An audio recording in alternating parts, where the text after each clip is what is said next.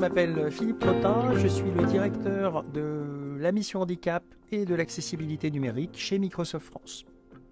On va voir dans cette vidéo les fonctionnalités d'accessibilité de Microsoft Word dans la version Office 365.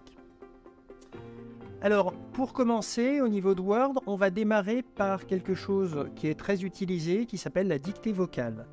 Regardons comment ça fonctionne. Donc, on a Word et on a la possibilité dans le menu Accueil de cliquer sur le bouton Dictée. À partir du moment où je fais de la dictée vocale, tout ce que je dis va se retranscrire dans mon document Word. En moyenne, on va 20 fois plus vite à dicter plutôt qu'à taper avec son clavier. Donc c'est à la fois de l'accessibilité pour permettre à des personnes, par exemple malvoyantes ou non-voyantes, d'interagir plus facilement avec l'ordinateur, mais ça va être aussi très efficace pour des personnes qui auraient des problématiques de mobilité. Comme on le voit sur le résultat, la ponctuation a été positionnée de façon automatique. Donc dans les options de la dictée vocale, je vais pouvoir à la fois choisir dans quelle langue je fais cette dictée, en l'occurrence du français, quel est le micro que j'utilise pour capter ma voix, mais aussi définir l'activation de la ponctuation automatique et un dernier paramètre qui s'appelle filtrer les expressions sensibles. Ce filtre permet d'éviter, si je prononce des mots considérés comme inappropriés, ces mots sont remplacés par des petites étoiles pour éviter d'avoir des mots inopportuns arrivant dans le document. Donc j'ai fait cette dictée vocale et je vais maintenant faire un copier-coller du contenu pour vous montrer aussi ce que l'on peut faire en termes de traduction. Donc je vais aller dans le menu Révision. Dans le menu Révision, je vais aller dans Langue, Traduire la sélection. Quand je fais ça, on a un menu qui apparaît sur le côté droit de mon écran qui me permet déjà de définir dans quelle langue est le texte que je souhaite traduire. En l'occurrence, il a détecté que c'était du français. Et il va me proposer un certain nombre de langues cibles pour faire cette traduction. Donc il existe plus d'une soixantaine de langues. Là, en l'occurrence, il a choisi l'anglais qui était la langue par défaut dans laquelle je traduis. Je n'ai qu'à cliquer sur le bouton Insérer pour traduire le document.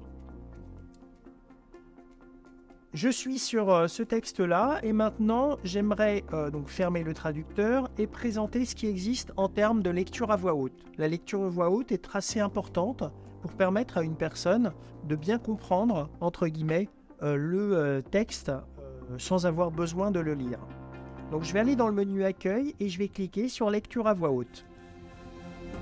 À partir du moment où je fais de la dictée vocale, tout ce que je dis va se retranscrire dans mon document Word. Donc comme on le voit, il a pu lire la phrase en français. Si je vais sur le texte en anglais, From the moment I do voice dictation, everything I say will be transcribed into my Word document. voilà. Donc grâce à ça, on va avoir à la fois donc, de l'écoute du texte, donc ça permet d'éviter de se fatiguer aussi les yeux. Je vais pouvoir aussi, dans la lecture à voix haute, je vais avoir la possibilité de choisir si je préfère une voix plutôt masculine ou une voix plutôt féminine, par exemple.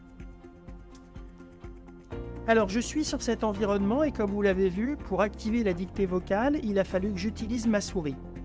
Alors, je peux, en utilisant la touche Alt, faire apparaître tout un tas de raccourcis clavier qui vont me permettre de lancer des fonctionnalités. Quelque chose d'assez pratique, c'est le moteur de recherche.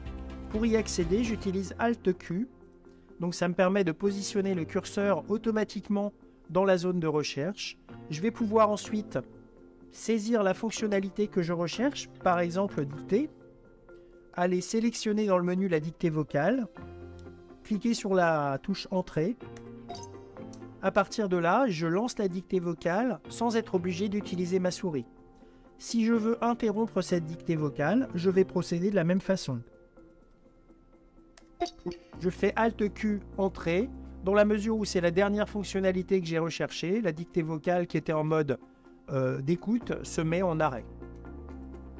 Donc ce menu recherche va me permettre aussi, par exemple, d'activer des fonctionnalités très simples. Par exemple, je veux mettre du texte en souligné, je vais taper souligné. Ou en gras, je vais taper simplement gras. Et grâce à ces fonctionnalités, donc, je vais accéder à tout ce que Word va proposer en termes d'interaction possible. Donc une personne qui serait non-voyante pourrait utiliser majoritairement ce moteur de recherche pour manipuler l'environnement. Alors, j'ai ce texte et je vais prendre maintenant une situation d'une personne, par exemple, qui est dyslexique. Alors, rentrons dans le menu affichage et ouvrons ce qui s'appelle outil d'apprentissage, qui est une forme du lecteur immersif. Alors, ce lecteur immersif va me permettre, par exemple, d'espacer les caractères et d'espacer les lignes pour améliorer la lisibilité d'une personne 10.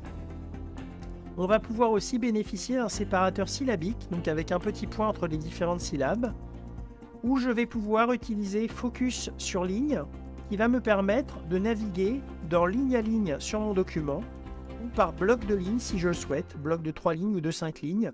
Donc pour des gens qui ont des troubles de l'attention, l'utilisation de ce focus sur ligne va être forcément plus efficace que si je n'ai pas cette fonctionnalité activée. Je vais pouvoir aussi changer la couleur de la page. Donc toutes ces fonctionnalités sont présentes dans ce lecteur immersif. Une autre fonctionnalité qui existe dans Word, c'est l'utilisation du mode lecture. Donc je vais aller cliquer sur le mode lecture en bas de mon écran.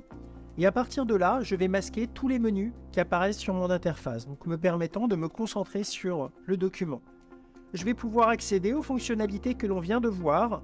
Donc, je peux activer du volet de navigation pour naviguer dans le document si nécessaire, mais je vais pouvoir changer la couleur de la page, les syllabes, l'espacement du texte, etc., etc.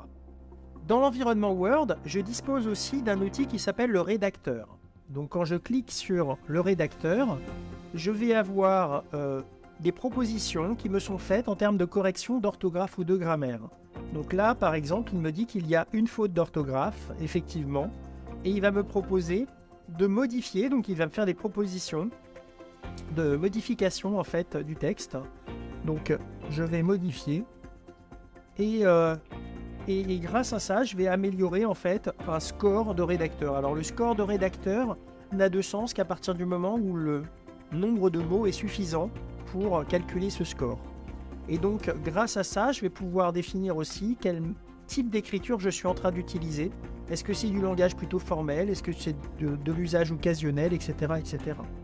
Donc cet outil va me permettre aussi, dans la partie analyse avancée, de regarder en termes de vocabulaire, en termes de mots inappropriés, si j'ai des corrections également à réaliser.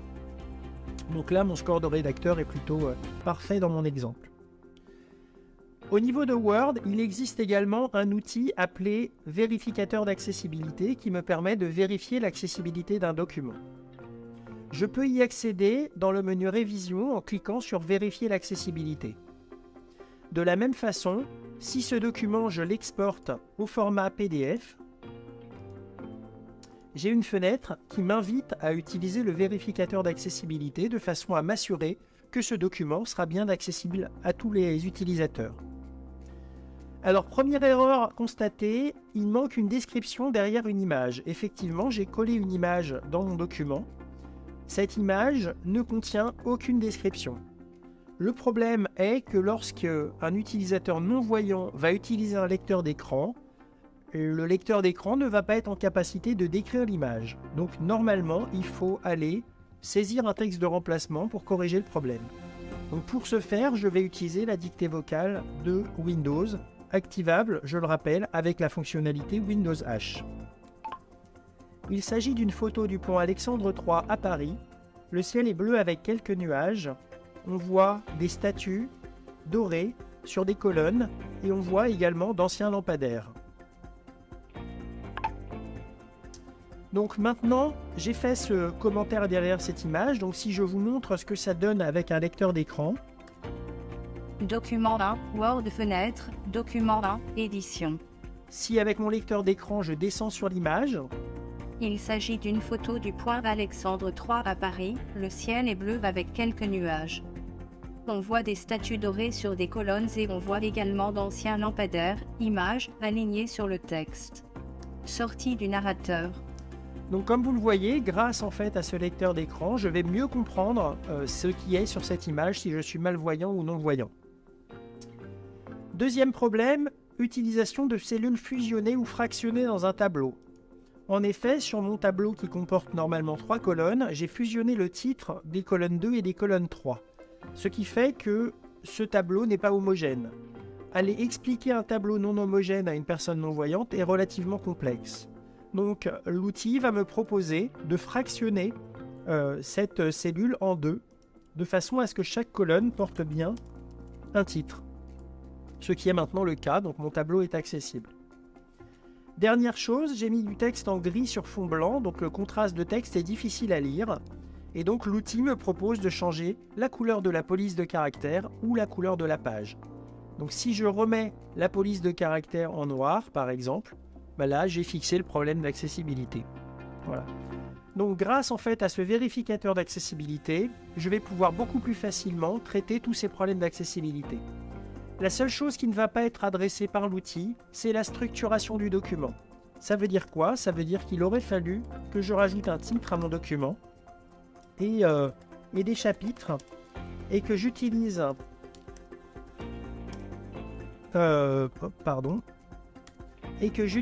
fait les titres de niveau 1, 2, 3 pour structurer mon document. Donc le chapitre 1, je vais le mettre avec un titre de niveau 1 par exemple. Ce qui va me permettre finalement de pouvoir naviguer avec la barre de navigation qu'on vous a montré précédemment d'un chapitre à l'autre et donc de ne pas obliger une personne non-voyante à lire linéairement le document du début à la fin. Comme vous l'avez vu, dans Word, il existe de nombreuses fonctionnalités d'accessibilité qui vont vous permettre de créer des documents accessibles à tous et permettre à des personnes en situation de handicap de mieux utiliser ce traitement de texte. Merci.